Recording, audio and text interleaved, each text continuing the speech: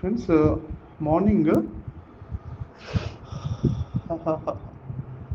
So I got the God experience. Okay, I get this God experience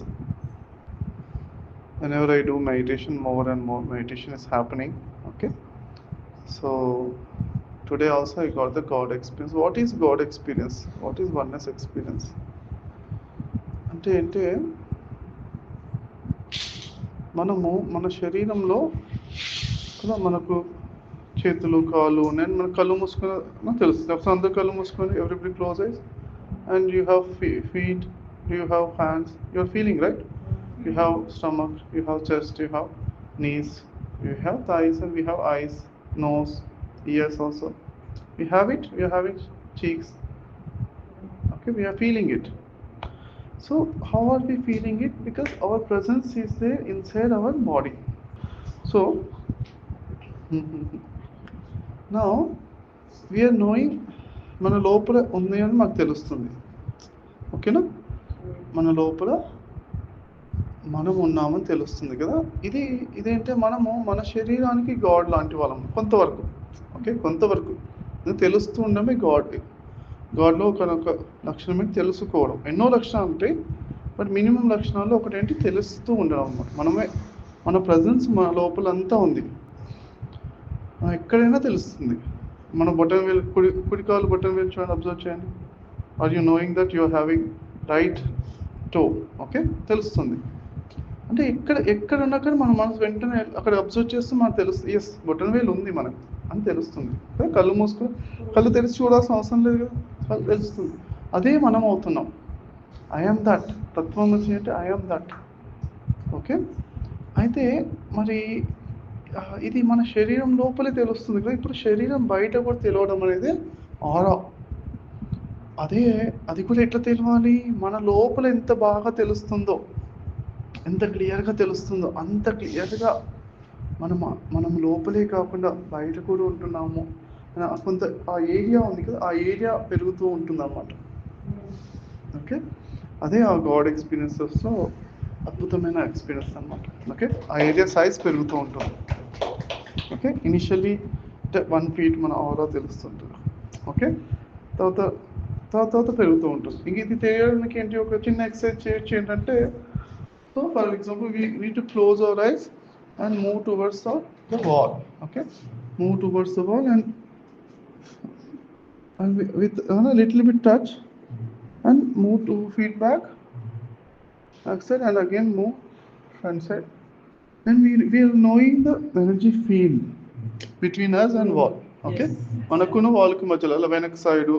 back side left side right side చేస్తున్నాం అలా చేస్తుంటే we know our energy field not only inside us we have energy field outside also అలానే అంటే ఇంకా రోజు practice చేస్తుంటే ఏమవుతుందంటే మన శక్తి క్షేత్రం బాగా పెరుగుతూ ఉంటుంది పెరుగుతూ మనకు ఇంకా అంటే దీని లోపలే లెవెల్స్ అనమాట నిన్న చెప్పాను కదా ఏంటి ఆరా లోపల కూడా మనం ఎనర్జీస్ తీసుకోవడం అని చెప్పాను కదా అది తీసుకుంటూ ఇన్నేట్లో సెకండ్ లెవెల్ ఏంటి ఆరా లోపల కూడా ఆటోమేటిక్గా ఎనర్జీస్ ఎప్పుడు 24 hours రిసీవ్ చేసుకుని అది ఎక్స్పాండ్ అవుతూనే ఉంటుంది అన్నాం కదా ఆ ఎక్స్పాండ్ అవుతూ అది చక్కగా ఇంకా దానిలోపల అలైవ్ అంటే ఇంకా బాగా తెలుస్తుంది అన్నమాట మనకి ఇంకా అసలు మనం ఉన్నాము ఎంత బాగా తెలుస్తుందో ఆ తెలియడం అనేది పవర్ పెరుగుతూ ఉంటుంది అన్నమాట పెరుగుతూ సైజ్ పెరుగుతూ ఉంటుంది అందులో దాని లోపల ఏంటి ఇంకా లెవెల్స్ అంటే 100 meters ఉన్నాయి ఇప్పుడు మన రూమ్లో ఉన్నాం 10 feet రూమ్ ఇది అప్రాక్సిమేట్ 10 feet ఈ రూమ్లో ఉన్న ఎనర్జీ అంతా తెలుస్తుందా నెక్స్ట్ ఒక 100 meters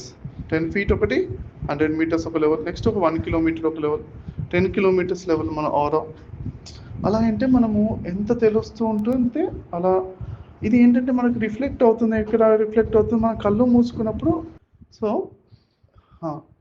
సో మనకేంటి అలా ఎక్స్పాండ్ అవుతూ మనం టోటల్గా మనము